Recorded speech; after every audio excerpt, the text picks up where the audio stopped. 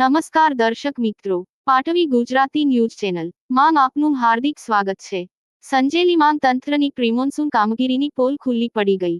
તંત્ર દ્વારા આ માર્ગ પર તાત્કાલિક પાણીનો યોગ્ય નિકાલ કરે તેવી માંગો ઉઠી રહી છે। સંજેલી તાલુકામાં રાત્રિ દરમિયાન ધોધમાર મેઘરાજાએ જમાવી જમાવટ। મોડી રાત્રેથી શરૂ થયો વરસાદ। વરસાદના પગલે સંજેલીથી ઝાલોદને જોડતા માર્ગ ઉપર પાણી ભરાયા। માંડલી રોડ પર મામલેદાર કચેરી સહિત સ્ટાફ ક્વાર્ટર આગળ ઘૂંટણસમા પાણી ભરાયા। સંજેલી તાલુકામાં રાત્રિ દરમિયાન મેહુલિયો જોરદાર વરસ્યો। સંજેલી તાલુકામાં ધોધમાર વરસાદ વર્ષા નદી નાળા છલકાયા। નાની સંજેલી રોડ પરની નદી બંને કાંઠે વહેતી થઈ રાખ્યા। નદી પર નવા નીર હેતલ પેટ્રોલ પંપ મામલતદાર ક્વાર્ટર સહિત ઠેર ઠેર પાણી ભરાયા।